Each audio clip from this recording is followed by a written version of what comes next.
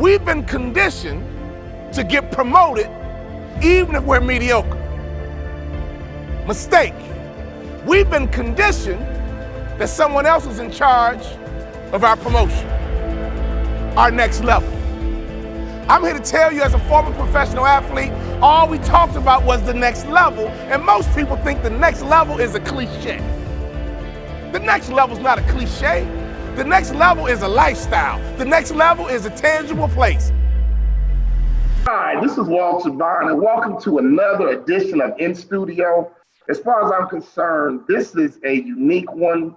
This is going to be premium, because I've been able to reach into my database and pull out not only experts, but access to people I know and I grew up with. Howard Griffin, I'm gonna start with you first. Bro, we grew up playing Little League Baseball together, which is crazy.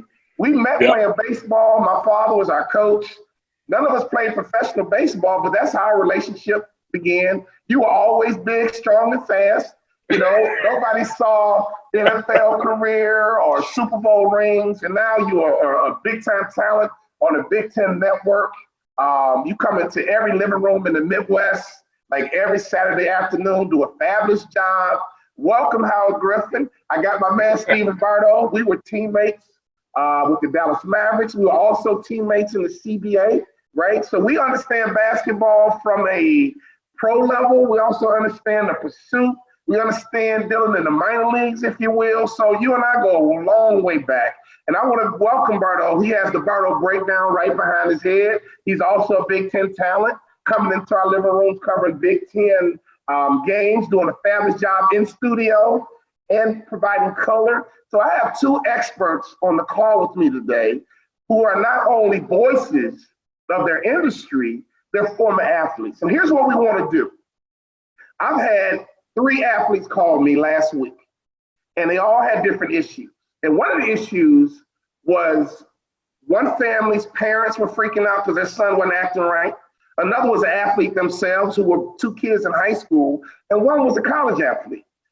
Having his eye on the NBA, worried what's going to happen. When is the coronavirus going to be over? I can't even get to a gym. I can't work out. I can't work on my game. So we wanted to do a special edition.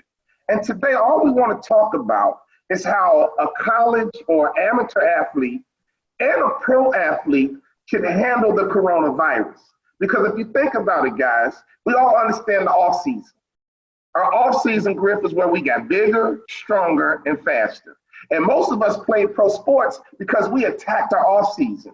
Now the coronavirus has created another off season. And it's a little unique because we don't know how long it's going to last, but it's going to have a major impact on our industry of sports. And those who handle the coronavirus effectively is going to use the benefit of the coronavirus. But I bet you a couple of athletes are going to fall off because of the coronavirus. And so we want to be real serious about speaking to our athletes, both male and female, speaking to our athletes, both pro and amateur. And I think we are 3 well-equipped people who transition outside of sports well, right? So we want to speak to pro athletes who are sitting around like, bro, we played pro ball and we kept balling. You guys know my motto, I don't hoop no more, but I'm still balling, right? You guys are living that too, okay? So all I want to do is come to my experts, Howard and Bardo. Welcome to my show. Any opening thoughts? Let's start with Griff. Well, you mentioned having your jersey hanging up, and one of the things that I always talk about is I go back with the Bond family. Ultimately, when I saw my first champion in the flesh, it was your sister in the USC team when they came up to Stony Island Park and watched us play baseball. And to me, that was one of the things that really gave me the drive to want to go play. I was like, I want to be like them. They've been champions. Why can't we be champions? It's Stony Island Park. And, that's one of the things that happens. But as you mentioned, it came down to hard work and being able to develop yourself and really being able to have the discipline to go out when nobody's looking and nobody's watching and still put in the work that you need to get to the point that you want to get to attain those goals that you want. Love it, Griff. And I don't know if you've seen The Woman of Troy. It's a documentary on HBO where they chronicle my sister's team. Well, it's Cheryl Miller's team. It's the U.S. Oh, it's Jamila's team. Yeah. Jamal. Hey, look, she was smart. Every time you see Cheryl Miller, Jamal standing right there. Right? But, I was a witness, just like you, Griff, that, man, we saw women's basketball get on the map, literally. Yeah. I mean, we saw it in the flesh. And Cheryl Miller was such a special talent, personality, charisma. She's the one that convinced me that women can play basketball. And you're right, we were young back then. We were 11, 12, 13. And we saw champions, we saw excellence at a high level, and it inspired us. And here's the good news, Griff. You got your ring, baby. Chris got 2 rings.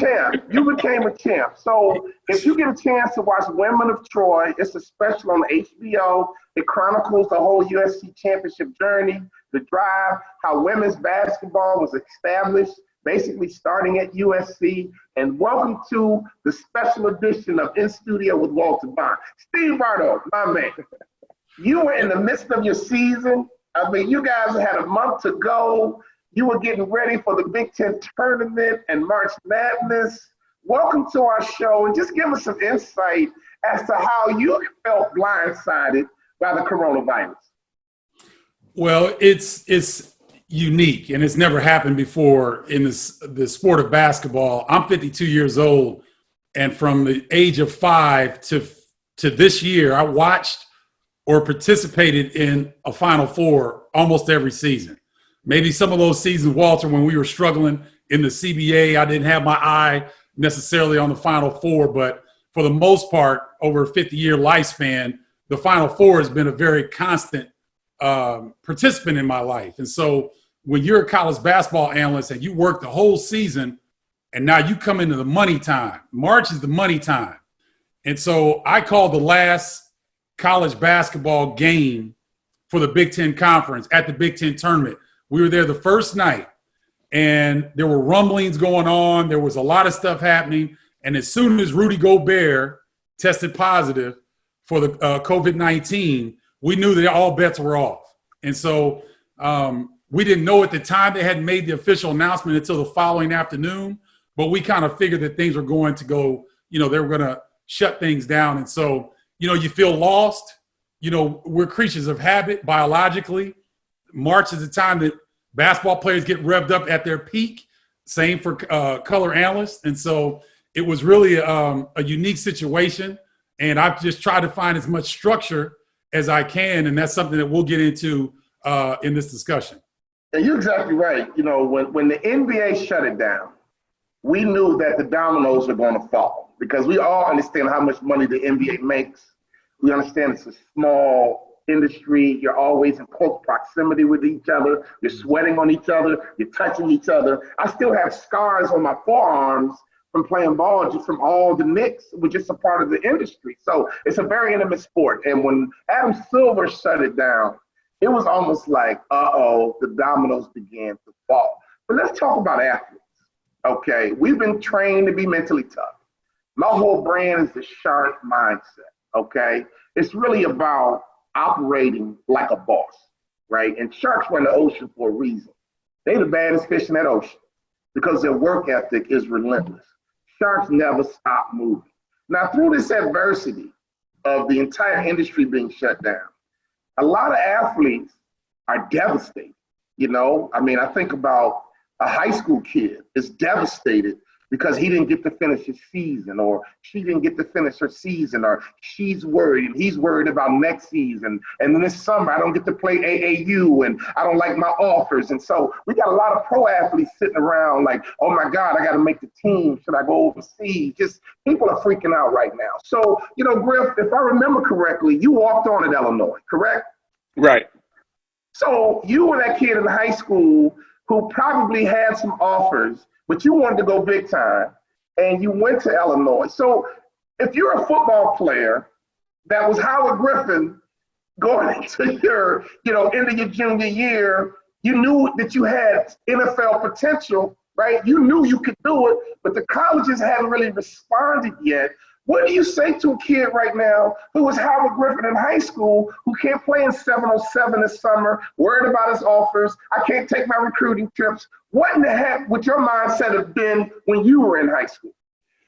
You know, looking back, I probably would have needed a lot of guidance, right? Because, you know, that's we're creatures of habit. We want to be in a structured situation to be able to go out and compete.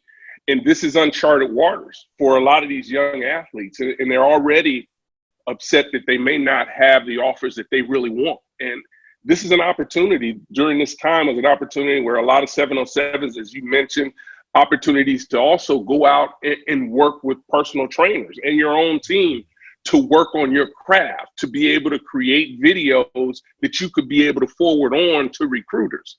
And now the situation is now, as far if you were a junior last year or even an underclassman, a freshman or sophomore, now you're having to rely upon your high school footage from your junior year or from last year. And one of the bad things or the sad part about it when you talk about the high school athlete is not all of that film is very good film. You know, you can go to some of these top programs, they have great film. They have an end zone angle, they have a sideline angle. But a lot of the film that's out there is shot by a volunteer, and they're told to kind of follow the ball. So if you're not that running back, if you're not the quarterback, you may not be being highlighted in that video, and that's tough. But what they ultimately still have to be able to do is you've got to find a way to continue to work, continue to stay disciplined, to get into a mindset where you can still go out and compete. And it's difficult, but that's why I think it takes the entire family and also the external family to be able to support that young person through this process, because it's not easy. It's uncharted territory. The other thing that's going to be very interesting as we talk about these high school athletes is they have to absolutely make sure, number one, that they are on top of their academics, because things are going to change as far as how universities are going to admit students, because there's not going to necessarily be an ACT test right now or an SAT test. So some colleges are waiving that, but a lot of high schools now are going to a pass-fail model.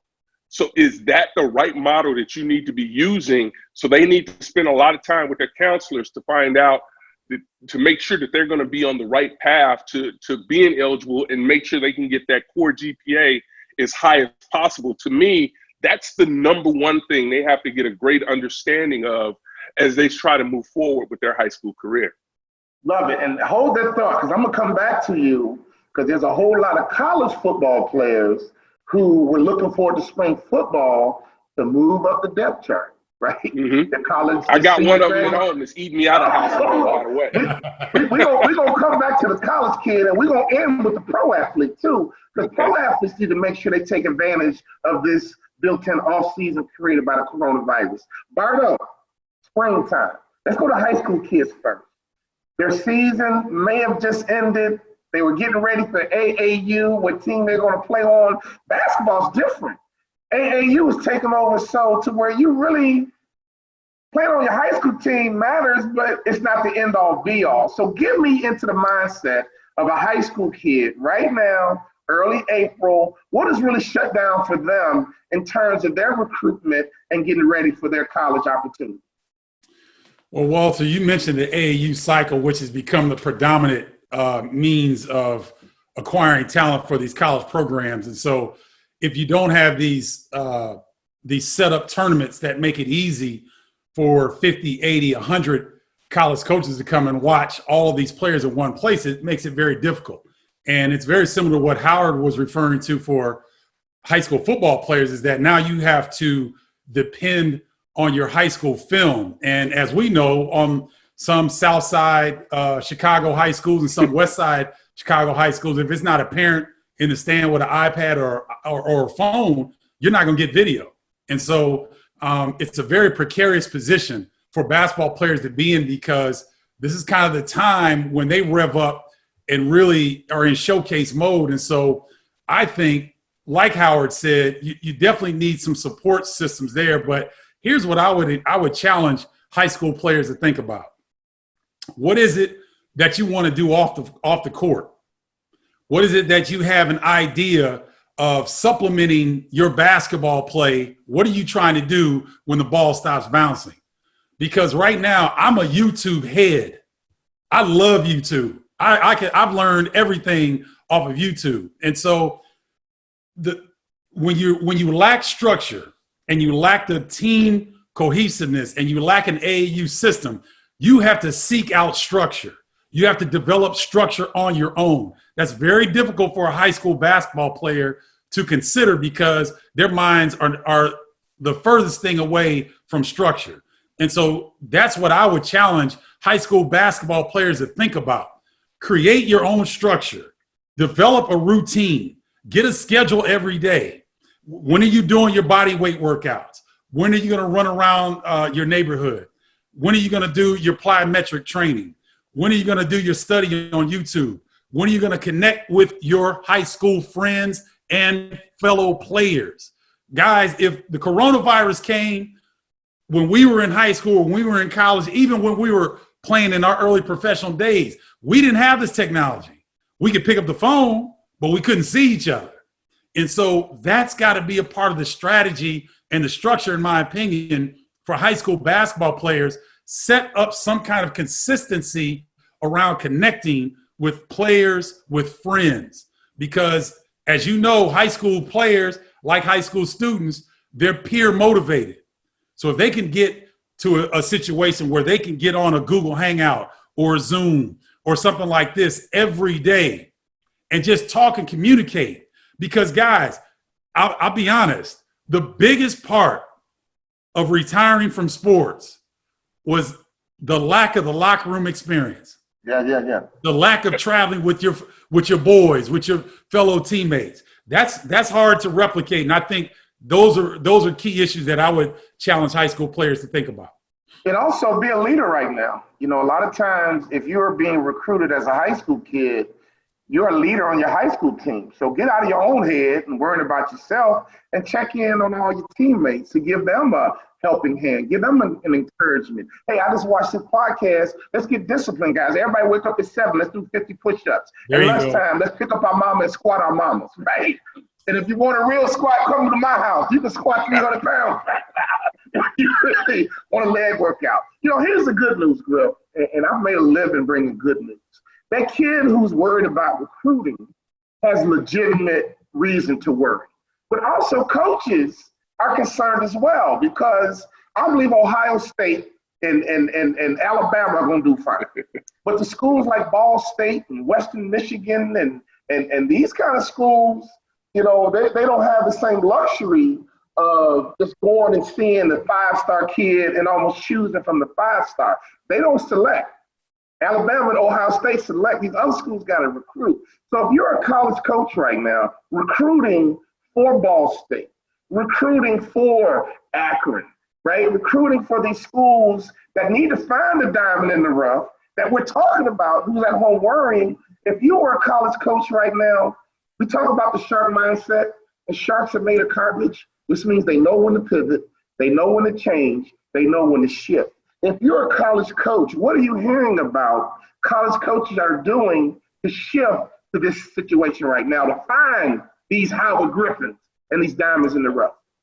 I think it ultimately, when you talk about recruiting, and this goes across the board, even into the business world, it comes down to how are you able to create a relationship. So you mentioned a couple of programs. They have elite recruiters, and they're elite recruiters because they can identify talent, and they identified that talent early.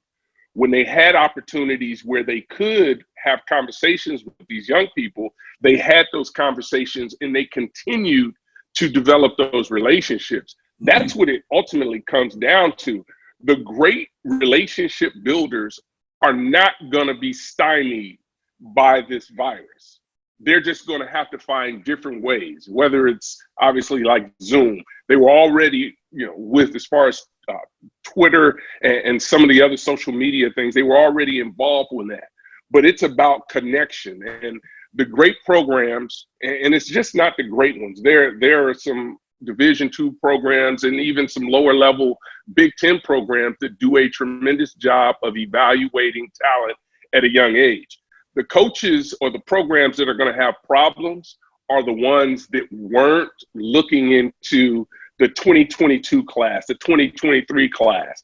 They really don't understand those players that are out there. So now they're scrambling behind the scenes, trying to watch as much tape as possible, and then trying to connect with the players. Well, the problem is the great recruiters have already started that process. So when you look around, for me, when I look around college football and you see the Clemsons of the world, you see Alabama, you see, the Georgias, Minnesota, Ohio State, you see those programs, they are still getting commitments. And the reason they're getting those commitments, because that communication didn't start last week.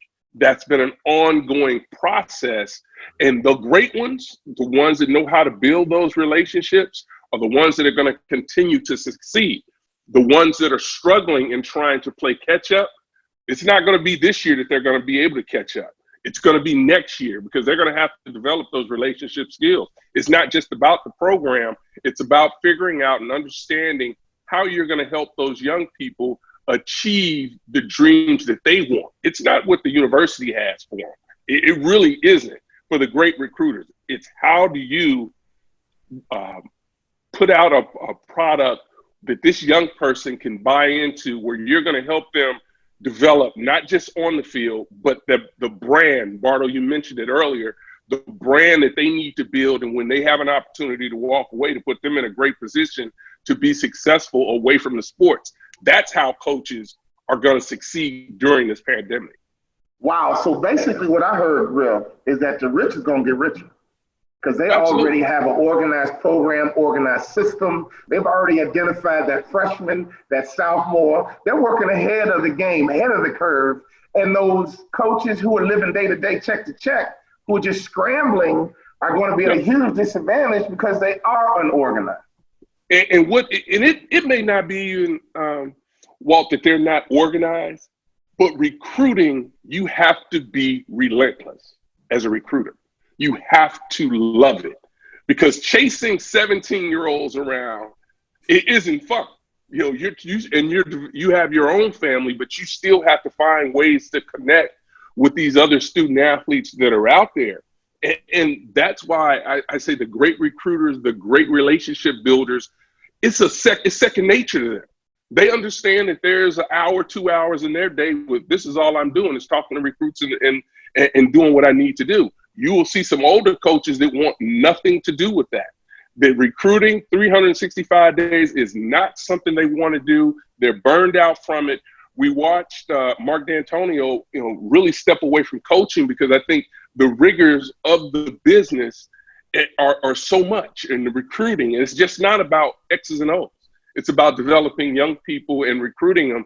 And that's a hard job if you're not 100% invested in the process that's going on right now in athletics.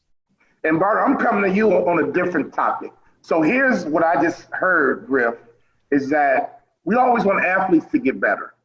We want them to get stronger coaches. I'm talking to you, coach, but this is a chance for you to get better, right? This is a chance for you to become a better relationship builder.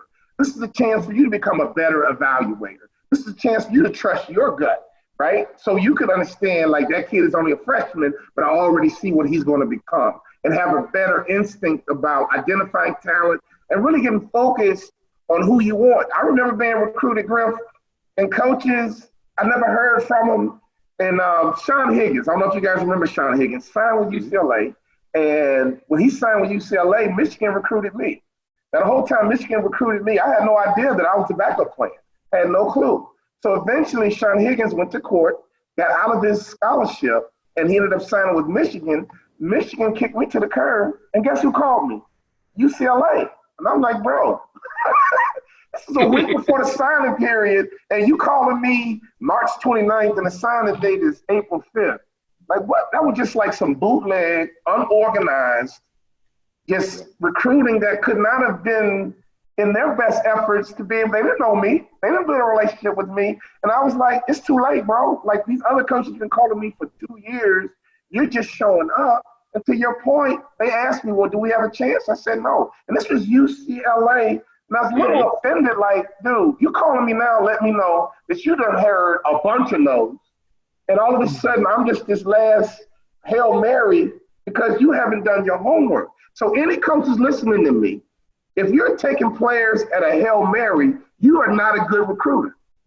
You are not doing your job as a recruiter. And I'm talking to you, coach. You want your players to get better. It's time for you to step up. I'm talking women, men, get better at recruiting.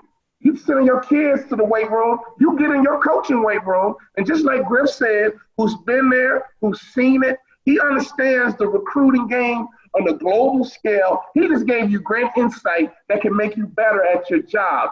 Get better at identifying talent and building your relationships. And I agree with you because the great coaches are relationship builders. Yes. Bardo, I'm coming to you on a whole other topic because my mind is spinning, my juices are turning. Let's talk about that pro ball player. Now, we all have made successful transitions. You know, I'm looking at your house in the back rib. Boy, that thing is nice, man. And I know your wife is an interior designer, interior decorator. You made a successful transition out of sports. And I'm pretty sure you expected to make a successful transition out of sports. Bardo, same thing for you. You made a successful transition out of sports because, one, it wasn't all about sports anyway. So if I'm a pro athlete and I deal with a lot of ball players who are struggling right now, 40 years old, 50 years old, 60 years old, clueless, lost, and my heart cries out for them. So if you're a high school ball player, college ball player, most importantly, pro ball player, and your industry's been shut down, this is a great opportunity for you to start thinking about life after sports. So Bardo, how did you approach life after sports? How did you, attack it the same way you attack basketball? Give me some insight on how you landed up, into an amazing career as a college basketball broadcaster. Well, I was very fortunate, guys, like both of us, because my father was very involved in my life. And if you notice that we have an advantage over our counterparts whose fathers weren't involved in their lives. So I don't want to make light of that. That's a very important piece. But unfortunately, 3/4 of Black males in the United States are raised by a single family mother. So when you look at that dynamic, this COVID-19 ought to tell you that things don't last forever. Athletes have a mindset that they're so focused, they're so driven, they're so successful that they don't look outside of their world necessarily. And they think this is just going to go on forever and I can avoid injury and I can play as long as I want. Well, we know that that's not the case. So in this scenario right now, when you can't hoop, you got to stay in shape. You got to keep your mind at a certain level. What can you do? For me, I was able to identify in college that I wanted to be in sports broadcasting. So that was my major coming through University of Illinois. As I was playing professionally in the off seasons, I would volunteer. So I got drafted by the Atlanta Hawks, and I lived in Atlanta for 5 years while I was playing professional basketball. Didn't stick with the Hawks, but lived in Atlanta in the off season. I wasn't thinking. I got to credit my ex-wife, who you all went to college, high school with, and Griff went to college with, Leslie Howard. She suggested moving back to Chicago and utilizing the Flying Illini brand that had been developed in the 4 years at University of Illinois. So we move up to Chicago. I called 40 media outlets. I got told no 39 times. I was still playing pro ball. I'm still recently from the Flying Illini, but 39 media entities said, yeah, you know what? Go on about your business. My man, Jim Barry at CBS 2 Chicago, who is now NBC in Miami, I think. Walt, is that correct? Yes, yeah. A good friend, mentor. He brought me on. I did an internship with him at CBS and WVON, where he had a radio show, a sports radio show. I interned in those two positions. Then I interned with CLTV, covering the Bulls in their second championship run. And I was very fortunate that I got great advice from my then wife, now ex-wife, from my father, who said, utilize the time in your off season. So basketball players right now have a forced off season.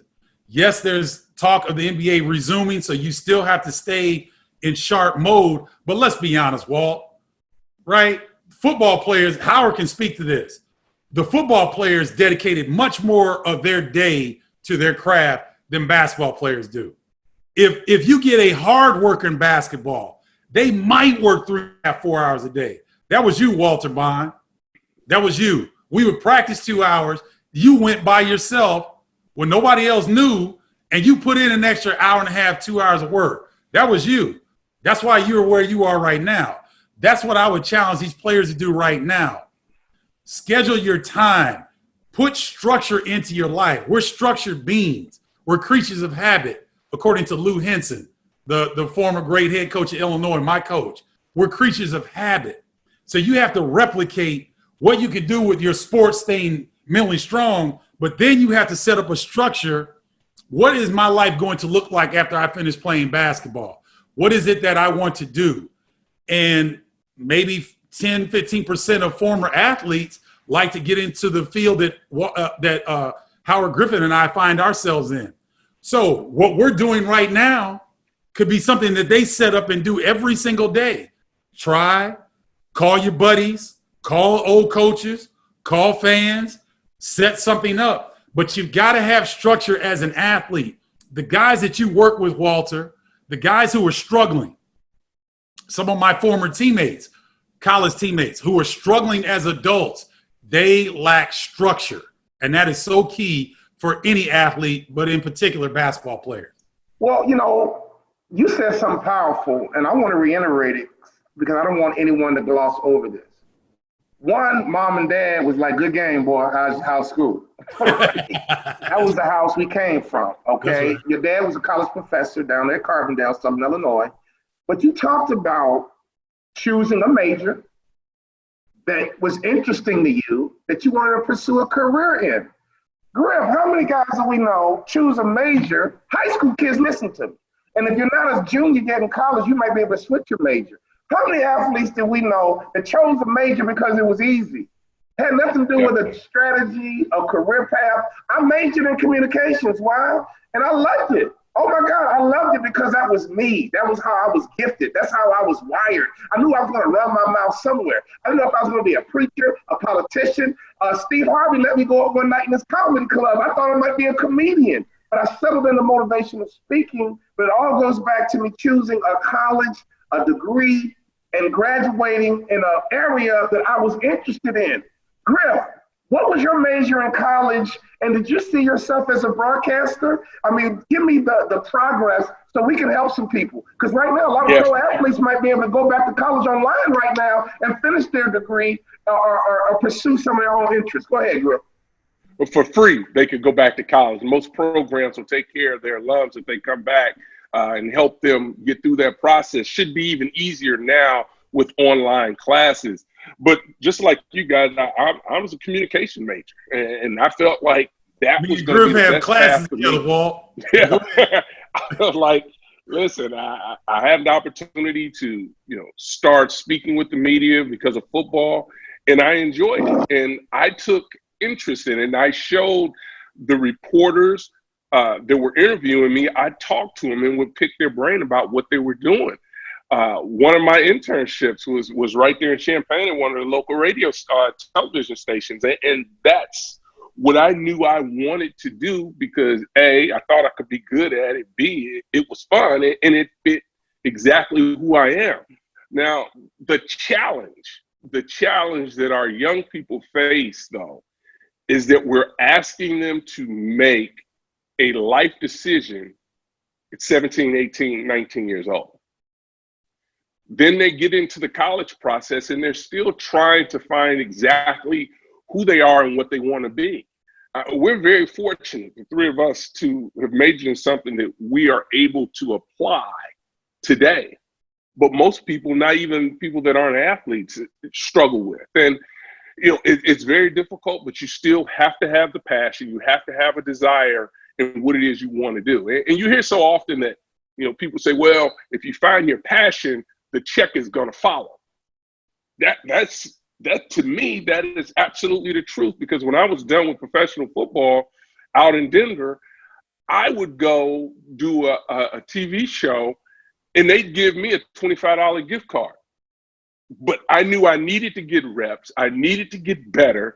And that's the way I was able to do it. So you talk about starting off with, being paid in a gift card or something like that, or maybe it was $100 an appearance. But the bigger picture was it helped me get reps. It helped me get comfortable in front of the camera. And that's what I needed for this profession, to be able to get, as we call them, reps and opportunities to go out and find out if you can be good. Because the other thing about being involved in sports as a former athlete is that we're used to having immediate feedback, right? You take the ball up the court, you don't pass it to the right person, your coach pulls you to the side, puts his hand on your shoulder, or speaks to you in a certain tone so that you get that immediate feedback. In the communications world where we are, you don't always get that immediate feedback. That impact is really, it comes from, we're just not going to call you back because you're just not good enough. And you're not developing. So maybe you go somewhere and continue to get some more reps, but it's not going to work for us in this field. So, for professional athletes and for athletes, period, that are used to getting immediate impact, feedback rather, they have to understand that. And if they don't, they have to be willing to be disciplined enough to go back and turn on the tape and watch and give some critical feedback to yourself, whether or not you were good enough. Walter, let me interject. Hold on, Walt. Go ahead, Barno. Let me interject, because I want these athletes to really listen to what Howard just told you. Howard's a Super Bowl champion. Think about this for a second. Howard's a Super Bowl champion. He humbled himself. He got a $25 gift certificate for coming to a show that somebody was selling advertising for. So they were making money on the show. They just weren't paying Griff much. But he's a Super Bowl champion. So athletes, if you are not humble, you're what, Walter? You're arrogant. Arrogant. Arrogance and confidence. Very fine line, right? Yeah. The second thing, and then I'll let you jump in, Walt. The second thing, high school players, I don't care what sport, take a Myers-Briggs test. They're free. They're online. They will give you a very good indication of what your strengths and your skill sets may be. Because Howard and Walter made a great point. You may not know what it is that you want to do moving forward, but if you take this Myers-Briggs test, it will give you an idea of where your strengths lie. When I took it, it said I would be best suited in a communications or public relations field. That's what I'm doing. So I think that's a very underrated tool that I don't quite understand why people don't put that out there more, because it's a free tool, but it's an illuminating situation. And if you don't have a Mr. Griffin, a Mr. Bond, or Mr. Bardo in the household, that test right there can give you a ton of feedback that can, help you make a decision. Go ahead, Walt. Well, here's what we all should be agreeing on for the whole sports industry. Sports can be taken away from you at any moment. And for us, it got taken away from us when our careers ended. That bus stopped moving, right? And it was time for us to hop off that bus and get on another bus. So our peers who struggled hopped off the sports bus, but didn't have another bus to get on. You guys are majored in communication just like me. So we were already thinking about life after sports. We were thinking about that next transition.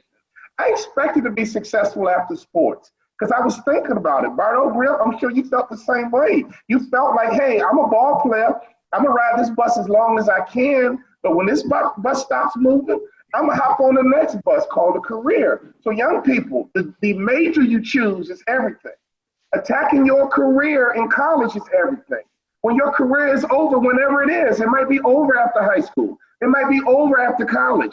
If you play pro ball, eventually it's going to be over. You got to keep it moving. That's why I tell ball players, I don't hoop no more, but I'm still balling. Sharks never stop moving or they die. So your basketball career is over, football career is over, golf career is over, swimming career is over. Keep it moving to the next thing, okay? And here's how we want to close this segment up. And this might get hot. This might get intense, because one thing that really disappointed me, and I've been working with the NBA rookies. I do a program for the NBA called the NBA Top 100. And they bring in the top 100 high school players in the country. I often MC this event. And a lot of the parents come, right? And I've done workshops for the parents. Griff, Bardo, let's talk to mama and dad. I remember calling home my freshman year, complaining about playing time. My father said, "You didn't play this year, why not, son?" I gave him the weakest excuse I could come up with. And I had never sat on the bench in my life, so I was devastated. I was the man, I'm that dude. And I said, "Politics, Daddy, it's political."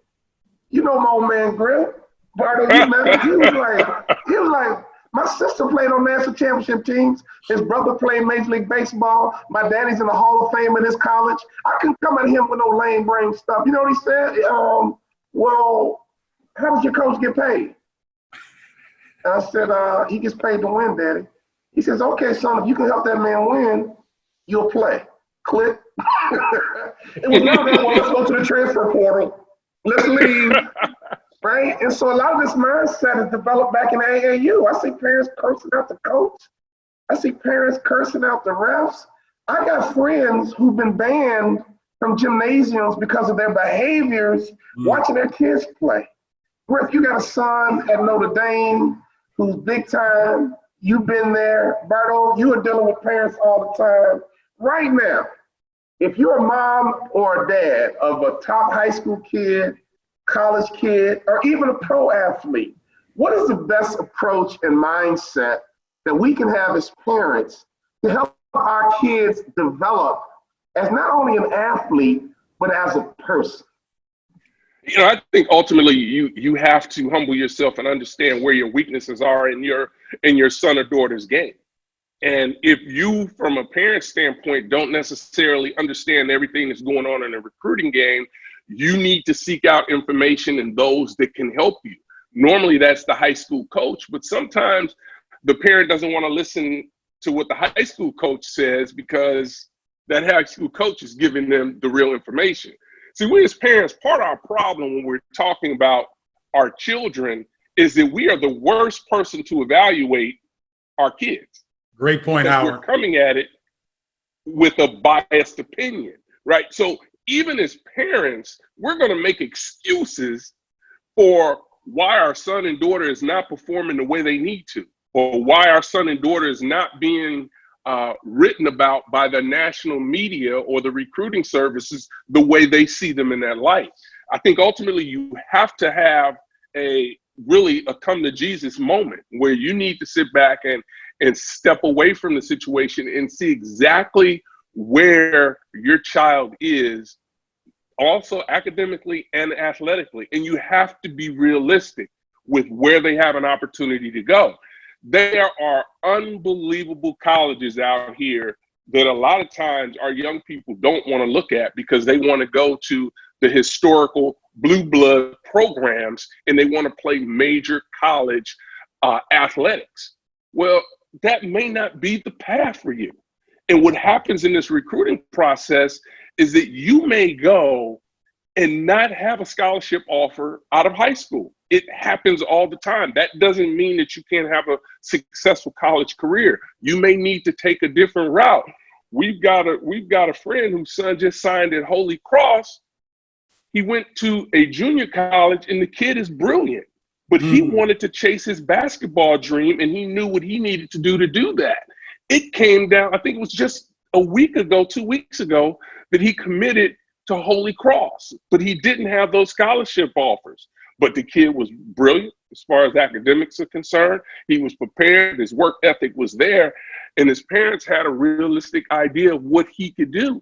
It was a different path. Everybody's journey is going to be different, and parents need to understand that, and they have to get their young person to understand that as well, because unfortunately for that young person, he or she is sitting next to somebody or playing next to someone who's being offered a lot of scholarships, and they aren't being offered those scholarships. So now the young person comes home and he's down, he or she is down. And the parents don't know what to do because they may not understand that system and that process. But they have to continue to reach out and understand what this process is about and continue to reinforce the hard work and dedication that their young person has to continue to put forth to be able to get to their goal. Their ultimate goal should be to go to college for free and get the degree and then go on and chase whatever dreams they want to. But if everyone, I should say if everyone, if the adult does not understand the process and they're looking for the pie in the sky as well, it's going to be a rough road because they're not going to understand when the pitfalls happen. They have to be honest with themselves. And that doesn't mean you have to go and tell your son or daughter they can't play at this great university that or where they want to go, their dream school. That doesn't mean you shouldn't support that process, but you also, as a parent, need to be in the background and saying, okay, well, what other plans are going to be out there? You have to encourage them to talk to, maybe that you don't want to talk to that coach at the directional school. You may not want to talk to them because you think that you're better than that. That can't be the approach because that coach at that directional school could be at your dream school in another year. So as I talked about those coaches being able to build those relationships, that's the same thing our young people have to do, build those relationships, and the parents can get involved in that process as well. You know, Griff, you are brilliant, and you really gave us a lot to think about from a fit standpoint. Like, what's the best fit for your child? And keep it in perspective because there's life after sports. And if mom and dad don't keep it in perspective, you're going to put your kid in a bad situation because you're chasing this pipe dream. And I'm going to wrap this up, Bardo, with this. And this is an easy one because football is a little different than basketball. Football, there's some position flexibility. In high school, everybody plays quarterback and running back. And a lot of times they don't always translate to college because in high school, you're going to put your best players in a position to touch the ball a lot for the most part. But basketball is a little different. And I want to really humble a lot of parents right now. Bardo, if you went into a gym with a bunch of high school ball players, how long does it take for you to realize who can play and who can't? Oh, man, about 10 or 20 seconds. It doesn't take long, Walt. You know that. And yeah. I want to go back, and Howard is brilliant and always has been. And Walter, too bad you couldn't go to Illinois like we did. I had to get that in there. I know it's all good. But here's the thing. Howard said a lot. And I want to say this to the parents. I feel bad for parents today because what happens is they invest so much money and so much time that it becomes skewed. The development of the young person becomes skewed to more towards athletics than a healthy mental approach, a healthy physical. In addition to them playing their sport, what kind of person are they? How are they doing academically? It's tough because you put so much investment in money and time into trying to develop your son or daughter in this sport that it becomes skewed and it doesn't fit right. So it's not an easy thing for parents in this day and age to raise your son or daughter into a Division I, Division II, Division III, NAIA, or community college athlete. It's very difficult. So I want to first put that out there. Now, in terms of how to rectify this situation, I think parents need to go find a Walter Bond. They need to find a Howard Griffin. They need to find a Stephen Bardo. Somebody will be objective and tell you, yeah, you think your son should play at Illinois, but it may be better fit at SIU or Illinois State, which is there's no knock on that. Yeah. And so I think that parents need to find an individual that has some knowledge of this sports business, because that's what it is. It's a business. Some knowledge of this business that can evaluate their child in a non-biased manner, and that the parents, although it may hurt their little egos, that I can take that. Okay, Charlie, we got to look over here. We can keep hope that Michigan, Indiana comes, but we may be looking at a Ball State situation and a Western Illinois or something like that. And there's nothing wrong with that, because at the end of the day, we're still talking about the development of young people. So I think that it's really important that we acknowledge that it's very difficult for parents to keep a balance in the way that things have developed. The youth sports, the youth sports industry, the AAU situation, those things have exploded in the last 15 to 20 years. And so it's changed things a lot. And what happens is anything that gets a lot of exposure, a lot of media exposure, kind of skews people's view on the situation, how their child will have, what their outcome will be. And so I think it's really important that do exactly what Howard said, but also find a person that has some knowledge of this business that you can go to and say, look, I don't know what the agreement looks like. Do you need to pay somebody to do it? Maybe, maybe not. I don't know. You may have a friend, but can you come look at my daughter and give me an evaluation of what Lisa is doing? Can you come and evaluate my son for 2 or 3 games and really give us an honest opinion on what you think? And I think that would really help parents remove themselves from the evaluation situation and put themselves more in a supportive manner. Got it. Well, listen, I'm gonna wrap it up in the 30 seconds. Thank you guys for being guests. You know, I chose Minnesota because they have 22 Fortune 500 companies.